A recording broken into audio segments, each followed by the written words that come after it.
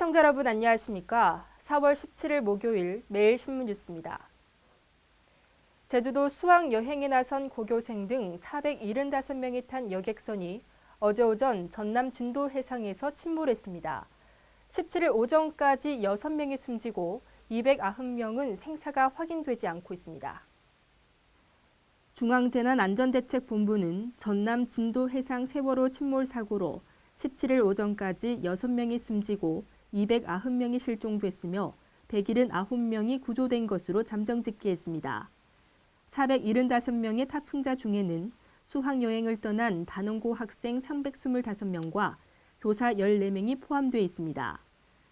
오늘도 실종자 수색 작업이 계속되고 있는 가운데 수사본부를 설치한 서해지방해양경찰청은 일부 구조 승객이 쿵소리가 나더니 배가 갑자기 기울었다고 진술해 기관장 등 여객선 승무원들을 불러 사고 원인 등에 대한 조사에 나섰습니다.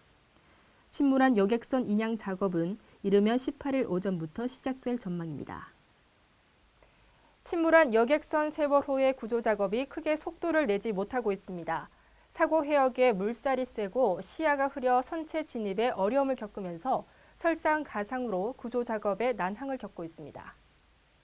현재 세월호는 선수 일부분을 제외하고는 대부분 물에 잠긴 상태로 실종자 290명 가운데 상당수가 배 안에 있을 것으로 추정됩니다. 이 때문에 구조를 위해서는 특수구조대가 배에 들어가야 하는데 사고 해역에 물살이 세고 시야가 흐려 선체 진입에 어려움을 겪고 있습니다. 전문가들은 구조대의 선체 진입은 바닷물이 밀물썰물이 바뀌면서 일시 멈추는 정조 시간대에만 가능하다고 말했습니다. 오늘 정조 시간은 새벽 3시 30분, 오전 9시 30분, 오후 3시 30분, 밤 10시쯤으로 이 시각 전후로 선체 내 수색 작업이 이루어질 것으로 보입니다. 사고 해역은 조류가 시속 8km 정도가 빨라 선체 내 수색이 가능하려면 시속 2km 이하로 낮아져야 하는 것으로 전해졌습니다. 앞으로 민영주택을 건설할 때 적용되는 소형주택 의무건설 비율이 폐지됩니다. 서승환 국토교통부 장관은 어제 건설업계 관계자들과의 간담회에서 주택시장 활성화를 위한 의무건설 비율을 조만간 해제하겠다고 말했습니다. 현재는 과밀 억제 권역의 일반 민간 택지에서 300세대 이상의 주택을 지을 때는 전용 면적 60제곱미터 이하의 소형주택을 20% 이상 건설해야 합니다. 서 장관은 또 전용 면적 85제곱미터 이하의 1주택 보유자도 주택조합의 조합원으로 가입할 수 있도록 가입 자격을 완화하는 방안도 검토하겠다고 덧붙였습니다.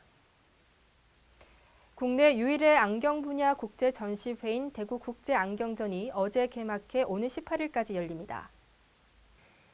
이번 대구국제안경전에는 국내외 안경테와 안경렌즈, 콘택트 렌즈 관련 업체 200여 곳이 참가해 다양한 신제품과 현재 안경 산업의 흐름을 보여줄 계획입니다.